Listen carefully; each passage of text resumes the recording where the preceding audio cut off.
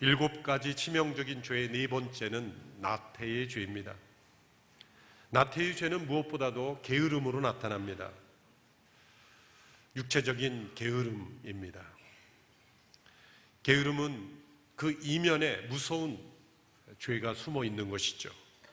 성경에 보면 일하기 싫거든 먹지도 말라 말씀하셨습니다. 심은 대로 거두게 하시는 하나님의 법칙에 위배되는 것이죠. 이 게으름이 죄로 나타나지만 충분한 휴식과 여가 생활까지 죄로 정죄하는 것은 아닙니다. 그러나 만일 쉼과 여가 속에 하나님과의 사귐이 없기에 하나님과의 관계가 더 멀어진다면 나태의 죄로 흐를 위험은 분명히 있습니다. 무더운 여름 쉼과 여가 속에 하나님과의 더 깊은 사귐으로 나가는 우리 모두가 되기를 바랍니다. 그런데 이 나태를 7가지 치명적인 죄로 포함할 때는 게으름의 의미를 넘어서는 의미가 있습니다. 나태의 죄는 게으름뿐만이 아니라 분주함으로도 나타나기 때문입니다. 어떤 분은 이렇게 생각할 수 있습니다. 나는 쉴 틈 없이 열심히 분주하게 바쁘게 살아가는데 이것을 나태의 죄라 말할 수 있는가? 그런데 이 분주함에 빠져서 자신의 마음과 영혼을 온통 일에만 빠져 빼앗기는 모습이 있다면 그 이면에 또한 나태의 죄가 분명히 있습니다. 유진 피터슨이라는 분은 그분이 쓴 책 가운데 아주 중요한 한 문장이 있어서 제가 인용합니다.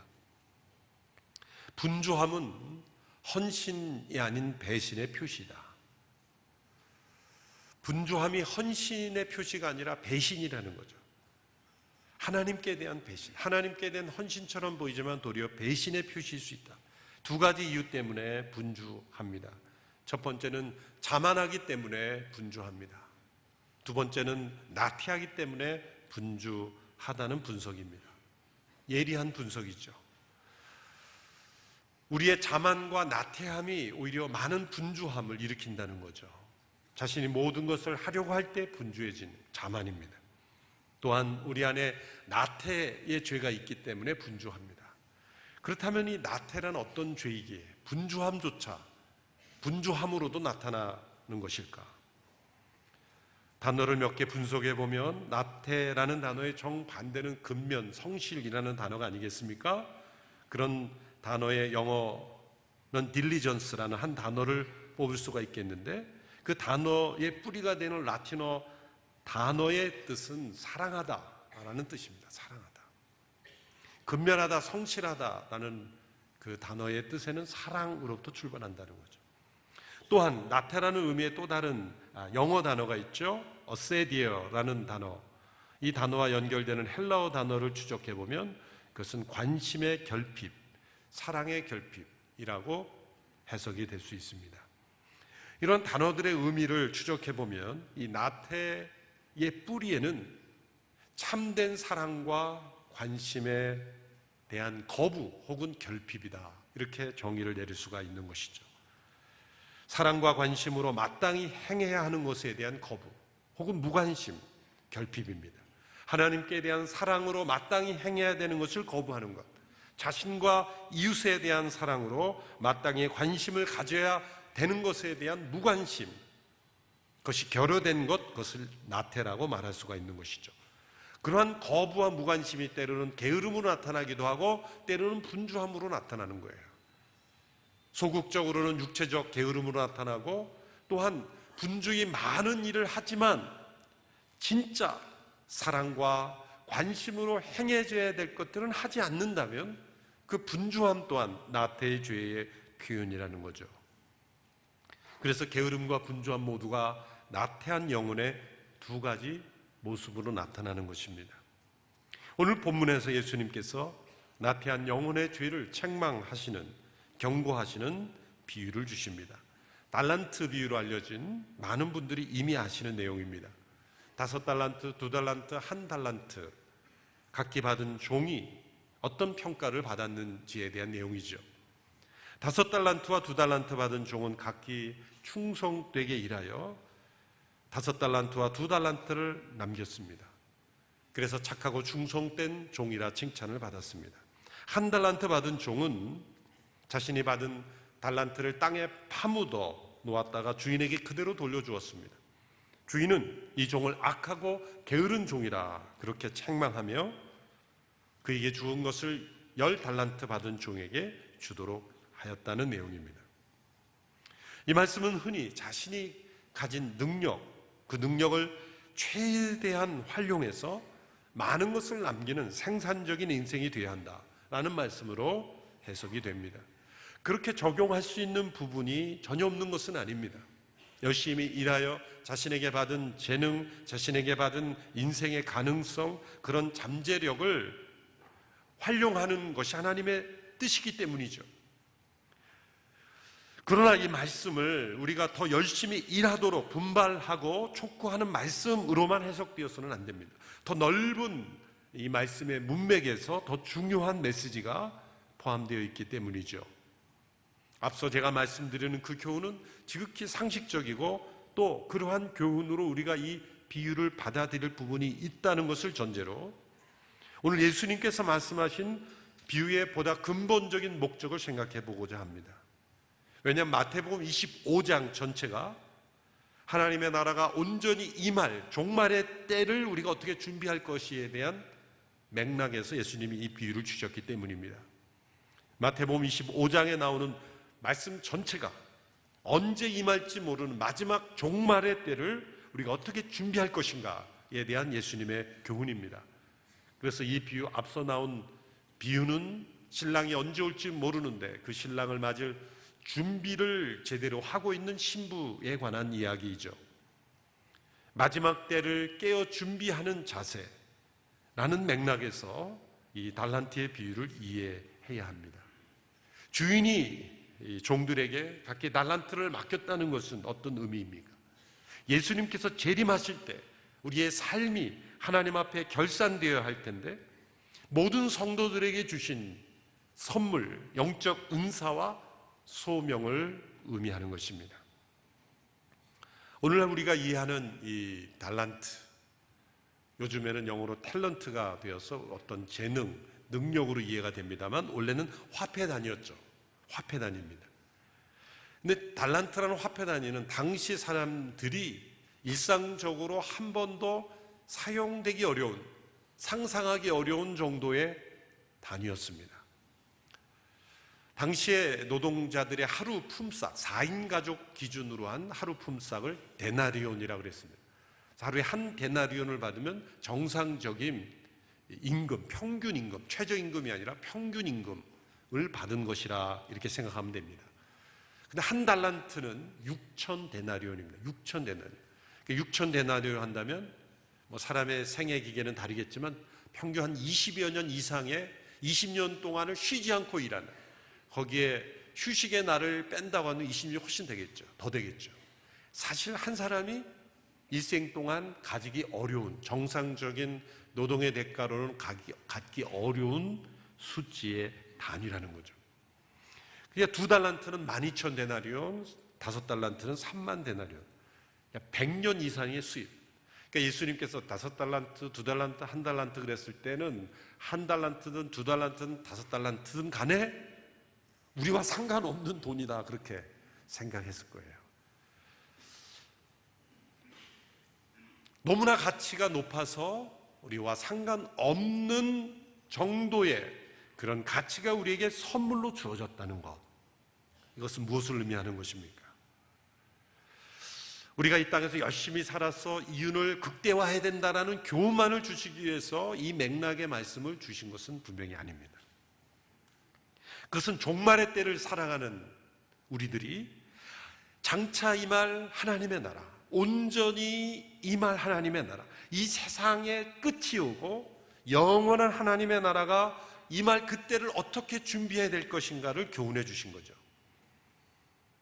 우리가 이 땅에서 하나님께서 우리에게 주신 소중한 가치들, 우리의 생명, 건강, 시간, 지식, 재능, 돈, 힘, 이 모든 것들이 다 영원한 하나님의 나라를 준비하는 일에 사용되도록 하나님께서 주신 소중한 가치 있는 달란트들이라는 거죠. 사람들에게 있어서 내 것이라고 말할 수 있는 것은 사실 죄밖에 없습니다. 우리에게 있어서 내가 내 것이다 라고 주장할 수 있는 건 죄밖에 없습니다. 그 밖에 모든 것들은 다 하나님께서 은혜로 선물로 주신 달란트들입니다. 모든 이들에게 주어진 이 달란트들은 영원한 하나님 나라를 위하여 각자에게 맡겨진 분량대로 책임을 가지고 있다는 거죠. 무엇보다도 각자의 인생에 대한 책임이죠. 맡겨진 분량은 다를지라도 모두에게는 하나님 나라의 자원이 맡겨져 있고 하나님 나라가 온전히 임하였을 때 결산을 요구받을 책임이 있는 인생으로 살아야 한다는 거죠. 왜 하나님께서 각자에게 차이를 두어 구별되게 맡기셨습니까? 첫째는 하나님의 절대 주권이죠. 토기장이가 그 그릇을 원하는 모습으로 빚듯이 하나님의 뜻과 주권입니다. 두 번째는 하나님의 사랑의 다양성 때문입니다. 하나님께서 만물을 다양하게 만드신 것은 하나님의 사랑이 다양하기 때문입니다. 하나님께서는 다양하게 일하시고 다양성을 통해서 영광 받으십니다. 큰 일만을 통해서 영광 받으지 않으시고 아주 작은 일을 통해서도 영광 받으십니다. 큰 피조물만이 아니라 아주 작은 피조물을 통해서도 영광 받으십니다. 큰 일인지 작은 일인지 큰 능력을 받았는지 작은 능력을 받았는지 중요한 것이 아닙니다. 왜? 모든 것이 은혜로 주어진 것이기 때문입니다. 이 비유에서 주인이 5달란트와 2달란트를 받은 종을 칭찬한 것은 각기 이 두 종이 100%의 이윤을 남겼기 때문이 아닙니다. 그것은 오해입니다. 그리고 이처럼 100%의 이윤을 남겨야 착하고 충성된 종이라 그렇게 칭찬하시는 근거가 되는 것은 아닙니다.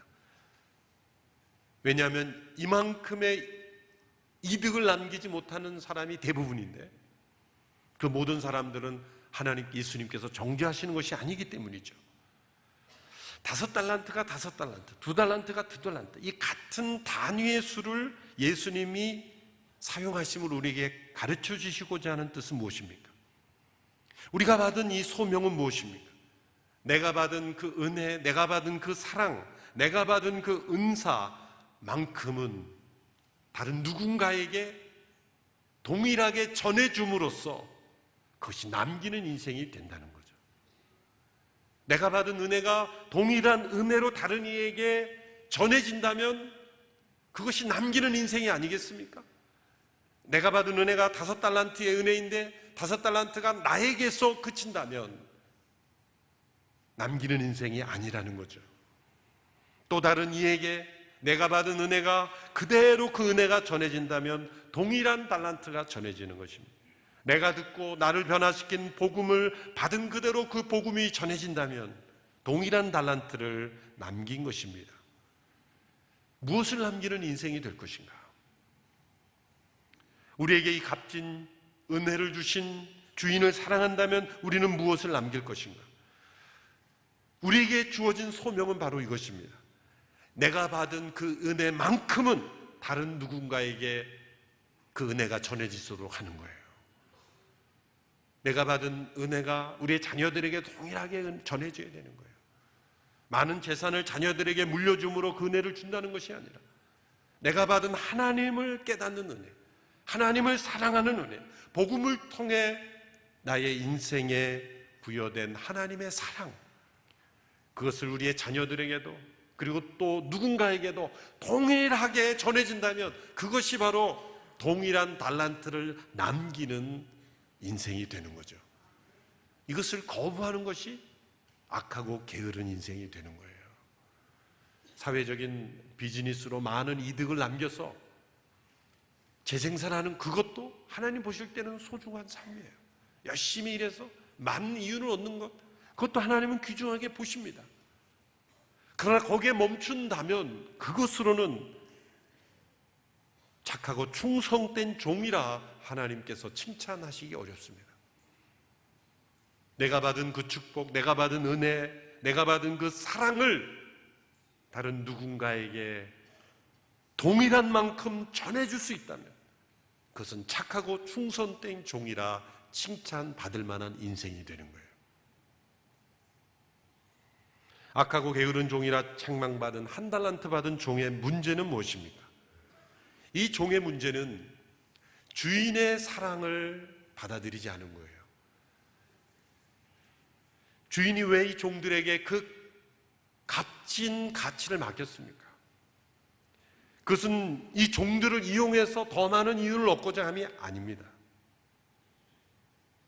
종들을 사랑하고 신뢰하기에 맡긴 것입니다. 이 주인이 종들에게 맡길 때 벌한다, 너희들이 이것을 통해서 이윤을 남기지 못하면 변상시킨다, 그런 조건이 없습니다. 어떤 문제가 생기더라도 이 주인은 받아들일 생각을 가진 것입니다. 이 종들을 사랑하고 신뢰함으로 값진 달란트들을 맡긴 것입니다. 주인이 한 달란트 받은 종을 악하고 게으른 종이라 한 것은 이윤을 남기지 못했기 때문이 아니라 아무것도 시도하지 않았기 때문입니다. 그래서 은행에라도 맡기면 이자라도 나올 것이 아니냐. 그리고 예수님이 그 말씀하신 것은 돈놀이를 하라는 게 아니라 너가 시도할 수 있는 최소한의 것도 시도하지 않았다는 거죠. 우리가 받은 하나님의 은혜와 사랑이 동일하게 전해지도록 하는 일에 아무것도 시도하지 않는다면, 자신에게 파묻는다면 그것은 악하고 게으른 종이 된다는 거죠. 그가 왜 돈을 땅에다 파묻었는지를 숨긴 이유를 설명하는 내용에 이 종의 문제가 잘 나타나 있습니다. 오늘 본문 24절 25절의 말씀 같이 읽겠습니다. 시작. 그때 한 달란트 받은 종이 와서 말했습니다. 주인님, 저는 주인님이 굳은 문이라 심지 않은 데서 거두시고 씨 뿌리지 않은 곳에서도 곡식을 모으시는 것을 압니다. 그래서 저는 두려운 나머지 나가서 주인님의 돈을 땅에 감추어 두었습니다. 보십시오, 여기 주인님의 것이 있습니다. 첫째로 이 종은 자신의 나태의 죄를 주인에게 떠넘기고 있습니다. 자신의 무책임의 원인이 주인에게 있다는 거죠. 우리의 삶에 달란트를 땅에 파묻는 죄를 하나님께서 나를 더 축복해 주지 않았기 때문이다라고 하나님께 탓을 돌리는 영혼의 모습이죠. 하나님께서 나에게 더 많은 것을 주지 않았기에 내가 달란트를 나누지 못했다라고 하나님께 책임을 전가하는 것, 바로 이 종의 모습이죠. 만일 그가 무엇인가 시도하다 실패했더라도 어쩌면 주인은 그 실패를 통해 얻게 된 지혜와 겸손을 칭찬했을 수도 있습니다. 성취를 통해서만 성공을 얻는 것이 아니라 때로 실패일지라도 최선을 다하는 성공도 있기 때문이죠. 둘째로 이 종의 악한 게으름의 이면에는 두려움이 있었습니다. 이 종이 이렇게 말하죠. 두려워 주인의 돈을 땅에 감추었습니다. 악이란 하지 말아야 될 것을 하는 것만이 아닙니다. 할 수 있는 최소한의 일도 안 하는 것도 악입니다. 어떤 분은 이렇게 지적했습니다. 우리는 모두 사회적으로 용납될 수 있는 선에서 인생을 소모한다. 다른 누구에게 책망받지 않고 비판받지 않는 선에서 사는 인생을 우리는 착하게 살았다라고 말하지만, 착하게 살면서 인생을 소모하는 악을 행할 수도 있는 거죠. 두려움 속에 하나님께서 주신 달란트를 감추어 버리는 겁니다. 두려움은 스스로를 가두는 감옥입니다. 두려움은 우리가 진실을 보지 못하도록 만듭니다. 작은 일을 크게 보이게 하고 큰 일을 작은 일처럼 보이게 합니다. 우리 인생의 주인이신 하나님께 대한 두려움이 있는 사람들이 있습니다. 내가 성공하지 않으면 하나님이 나를 인정하지 않고 나를 버리실지 몰라. 하나님을 욕심 많은 제왕처럼 여기고 오해해서 근거 없이 두려워하는 것이죠. 그래서 우리에게 주신 달란트를 땅에 파묻어 버리는 것. 하나님은 우리를 사랑하고 신뢰하셔서 때로 우리가 실패하는 것을 책망하시는 것이 아니라 아무것도 시도하지 않는 것을 하나님은 악하다 여기시는 거죠. 그래서 하나님께 대한 오해와 두려움 속에 땅에 파묻는 그런 악을, 게으름을, 나태의 죄를 범할 수가 있는 것이죠. 결국 이러한 두려움이 나태의 죄를 만드는 겁니다. 하나님께서 우리에게 주신 달란트 중에 가장 값진 달란트가 무엇이겠습니까? 오늘 본문에는 5달란트가 가장 비싼 달란트를 받았습니다만, 하나님이 나에게 주신 가장 큰 달란트, 이 시점에서 가장 귀한 달란트는 무엇입니까? 새 생명이 아니겠습니까? 영원한 생명이 아니겠습니까? 우리 육신의 생명이 끊어져도 영원히 살 수 있는 새 생명의 달란트가 우리에게 주어져 있지 않습니까? 만일 우리가 인생을 살아가면서 내 안에 영원한 생명이 있음을, 그 생명을 따라 살아가는 것을 소중하게 생각하지 않는다면 그 영원한 생명을 마치 땅에 파묻는 인생이 되지 않을까요? 내가 그 영원한 생명을 누렸는데 누군가 또 다른 이에게 그 영원한 생명이 전해지는 일을 하지 않는다면, 나만이 얻는 영원한 생명이라면 땅에 파묻는 악하고 게으른 종이 되지 않을까요? 우리가 가진 두려움 중에 가장 악한 두려움은 무엇입니까? 그것은 옛사람에 사로잡혀 옛사람과 이별하는 것을 두려워하는 거예요. 여러분, 예수님께서 십자가에서 여러분을 대신하여 죽으셨음을 믿으십니까? 3분의 1만 믿으시네. 여러분이 예수님을 믿을 때 여러분이 옛사람이 십자가에서 예수님과 함께 죽으셨음을 믿으십니까? 네. 분명히 아멘 하셨죠? 그러면 여러분이 이제 옛사람을 따라 살지 아니하고 여러분 안에 새롭게 태어난 새 생명, 그리스도 안에 새로운 사람이 여러분의 삶을 변화시켜 갈 줄을 믿으십니까? 이렇게 믿음에도 불구하고 두려움이 있어요. 새로운 삶에 대한 두려움이에요. 옛사람, 옛정이 그리워 옛 습관, 옛 사람에 묶여서 내 안에 일어나는 하나님이 주신 가장 소중한 달란트, 이 새 생명이 일으키는 변화를 거부하는 거예요. 하나님이 내 안에서 역사하시는 성령의 역사를 거부하는 겁니다. 무관심한 겁니다. 땅에 파묻어 버리는 겁니다. 구원받았으면 됐지. 나중에 천국 간다면 그럼 됐지 뭐. 마지막에 죽고 난 뒤에 천국 가면 됐지. 뭘 또 바래. 뭘 바래서가 아니라 영원한 나라에 들어가는 생명이 내 안에 있다면, 옛사람을 두려워하지 아니하고 세상을 두려워하지 아니하고 그 새 생명이 일으키는 변화를 따라서 변화하는 용기가 필요한 거죠. 디모데후서 1장 7절의 말씀을 같이 읽겠습니다. 시작. 하나님께서 우리에게 주신 것은 두려움의 영이 아니라 능력과 사랑과 절제의 영이다.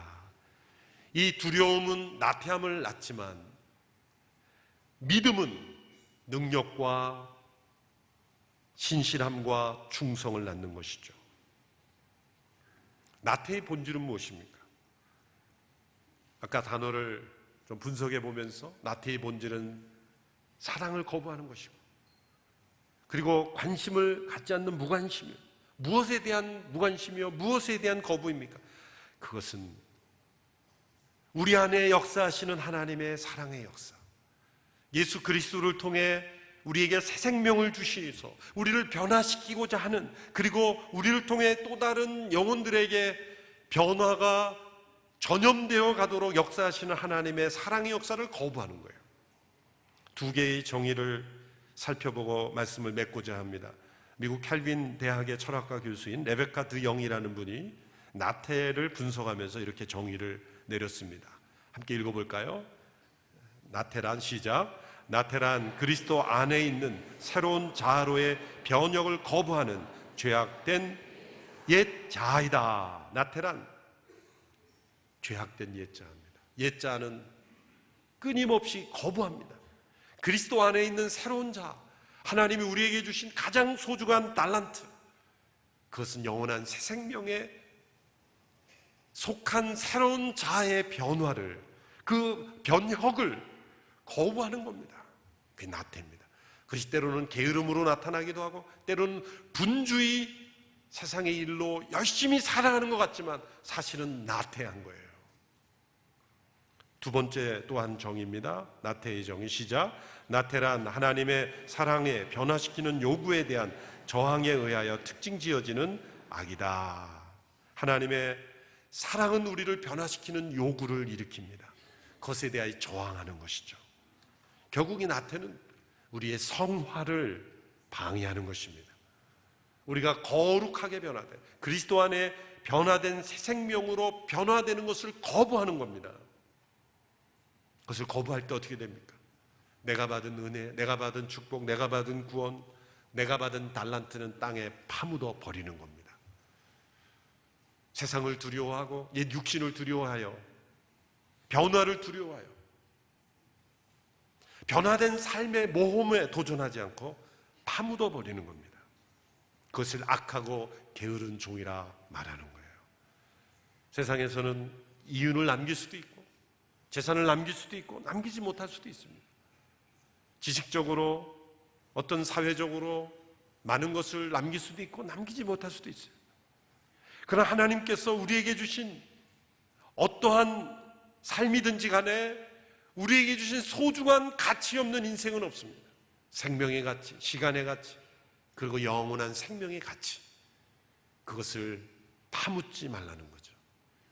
그것을 또 다른 영혼에게 내가 받은 은혜만큼, 내가 받은 달란트만큼은 누군가에게 남겨줄 수 있는 그런 착하고 충성된 종들이 다 되시기를 주님의 이름으로 축원합니다. 기도하겠습니다. 하나님 아버지, 우리 안에 악하고 게으른 나태의 죄가 있습니다. 하나님께서 주신 소중한 달란트들을 땅에 파묻어 버리고 두려움 속에 하나님의 사랑을 거부하고 신뢰하지 않고 변화를 거부하는 끊임없는 나태의 습성이 우리 안에 있음을 고백합니다. 성령님, 우리 안에 있는 나태의 죄를 깨트려 주시옵소서. 변화할 수 있게 하여 주시옵소서. 도전할 수 있게 하여 주시고 모험할 수 있게 하여 주시고 내가 받은 그 달란트를 또 다른 이들에게 전해주om으로 남기는 인생 되게 하여 주시옵소서. 내 안에 파묻는 인생이 아니라 내가 받은 은혜를 전함으로 그 달란트가 남겨지는 축복된 인생 되게 하여 주시옵소서. 예수님 이름으로 기도합니다. 아멘.